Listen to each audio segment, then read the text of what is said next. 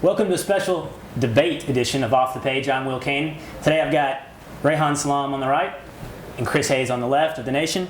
And we're going to debate the question, do Americans have a right to health care? Quick story to set this up, guys. I saw John Meacham speak at the 92nd Street Y in New York, editor of Newsweek.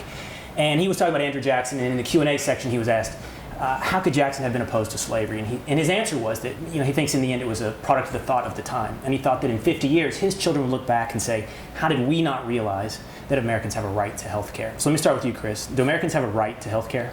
Well, sure. I mean, I think, again, the problem with arguing about rights, right, is that it's a sort of axiomatic thing. I mean, how you argue for a kind of first principle, like the fact that people have a right to health care, is a little difficult. But yes, as just a basic moral principle, I think that everybody, the right to live a life as unburdened as possible within, obviously, the constraints of cost and et cetera, by the vagaries of illness, crippling chronic disease, et cetera, is just a basic human right. Well, and it's a positive right? I mean, that's put it specifically in Reihan. We have a lot of positive rights. I mean, we have police protection. We have. Does healthcare not fit into that? I don't think it does, because I think that a right to healthcare implies a right to health.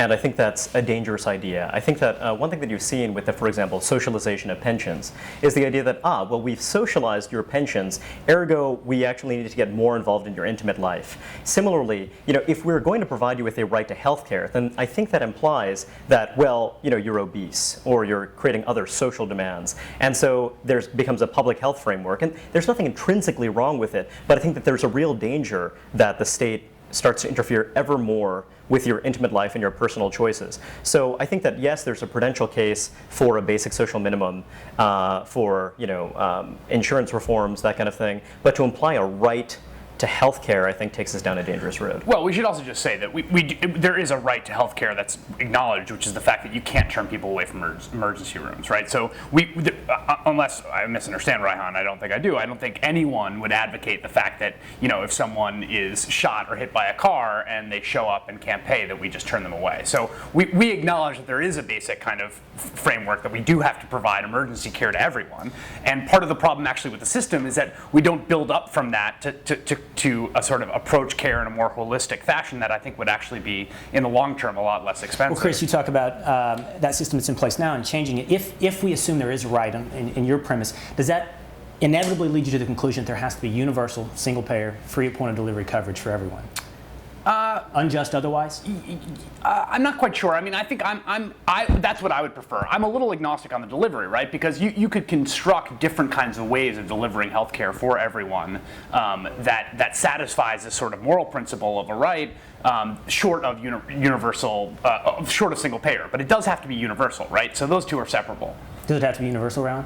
I don't think so. I think that I think that it's true that the way that we organize healthcare delivery right now is incredibly fragmented, incredibly dysfunctional. There are better, smarter ways of doing that. But again, I think that that's a prudential matter. I think as a matter of right, there is something very dangerous about individuals surrendering responsibility over certain basic domains of their life. And I do think that, for example, Americans smoke and drink at far lower levels than Europeans. They're also more obese. Right. Now, the smoking and drinking stuff is interesting. A lot of that has to do with hectoring. A lot of that has to do with public health, and those things are good insofar as they are matters of, we're trying to publicize this stuff, we're trying to give people a good sense of how to live a better, healthier life.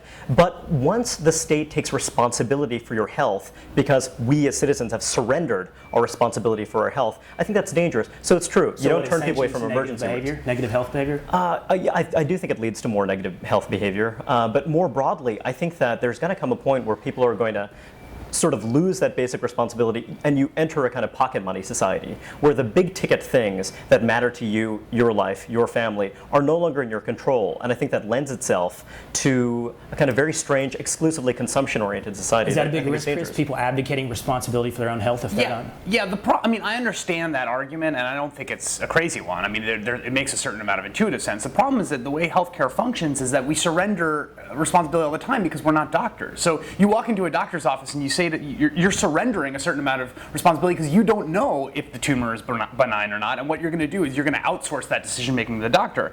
It becomes incredibly difficult. This sort of moral hazard argument, which I think underlies a lot of this, which is there's two arguments I think Reihan's making. One is this moral hazard argument. The moral hazard argument does have some intuitive sense. I think it is possible that if everybody is guaranteed health care, we're going to see people make more use of it. But the reverse of that is that it's very difficult to know whether you should go to the doctor or not, right? These are decisions that we outsource to professionals anyway, and so I think that in the end we may end up saving more money, right? Because if people go to the doctor when they think they shouldn't, there's a lot of times when we could catch things early. So your argument is actually there's some element of affordability. Right, let's grant Chris the premise that everyone has a right to health care and we implement universal health care. Okay. Is it affordable at all? Is it possible to be affordable? Well, it depends on how it's designed. I think that you could have a very affordable system if we guaranteed everyone the health care that was available in 1975. 1975, the life expectancy was not substantially lower than it is right now. Okay. But I think that, I think the problem is that there are lots of expectations baked into the cake. One expectation is that you're going to have the access to the best available possible care. And I think that there's a lot of confusion surrounding this issue. So again, I'm not a defender of the status quo, and partly because I think that, people don't actually have a keen sense. They don't take responsibility for themselves, but similarly, the system actually fragments responsibility in such a way that you have lots of collusive private actors that are trying to suckle at the teat of the feds or try to exploit consumers. It's an absolute mess. It's hardly a market-driven system. I just think that, again, a right to health care then leads to a right to health, and that in turn leads to this kind of cycle where you surrender more and more control over your life. Okay, Chris got to go first, Reihan goes last. You guys make the decision.